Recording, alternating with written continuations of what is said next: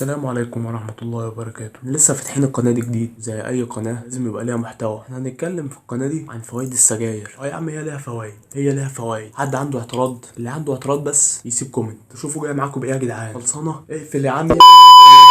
مين عادل برشام اللي ساب الكومنت ده؟ انت بتندبني؟ انت من أنهي جهة يابا؟ انت من أنهي جهة؟ لو راجل اكتب لي جهتك تحت. في واحد كاتب لي ايه فوائد السجاير. لا اسمع، اولا دكتور احمد السيد بيقول لك ان السجاير هي اللي بتخليك تهدي نفسك من الاسترنس بتاع الحياه، الاسترنس عن الضغط عشان اللغات بس طبعا تشربها بعقل بقى. واحد بيقول لي مين الدكتور احمد ده واحد ده دكتور صيدلي على اول الشارع عندنا، فتح صيدليه كده على قده على الناصيه، بس بسم الله ما شاء الله حاجه كبيره، معاه الشهاده الكبيره، معاه دبلوم تجاره. اي حد مش هيحط اشتراك هطلع رجاله.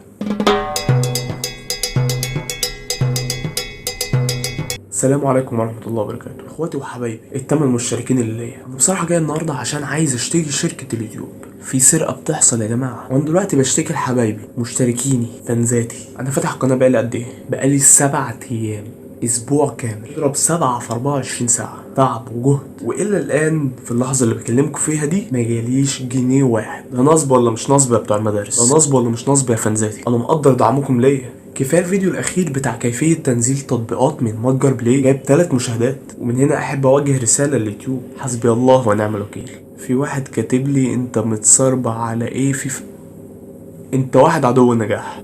وادي بلوك. متبقي معايا واحد على اللايف اللي هو اخويا اللي قاعد جنبي، واحب اوجه له كامل احترام. اقفل يا ابني وبطل عبط.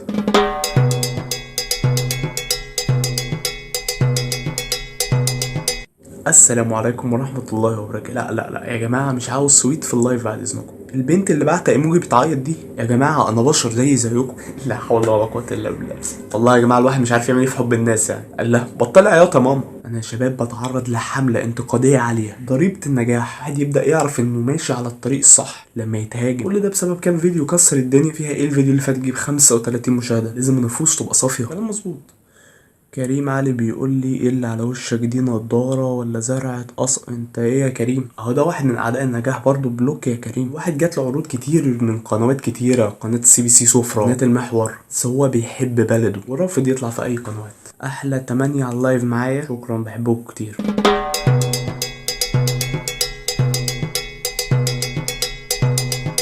السلام عليكم. والله يا رجاله انا فتحت القناه دي عشان لسه جايب تليفون جديد يعني، والدنيا انتوا فاهمين. هو انا معرفش يعني عندي كام مشترك اصلا، ولا عندي كام واحد على اللايف اللي انا فاتحه ده، يعني سايبين على الله. ايه ده؟ في واحد، في حد كاتب حاجه بيقول لي انت عندك 3000 على اللايف. 3000؟ لا دول جم منين دول يا صاحبي؟ يا جدعان ده يا جدعان ارسل اليك احمد اسماعيل اسد. ايه يا اسطى انت عايز تاكلنا ولا ايه؟ وايه اللي ارسل الي اسد؟ ومين اللي بعت لي ورده ده كمان؟ اصحوا لا يغفلونا. قافل اعمل اللايف ده خالص.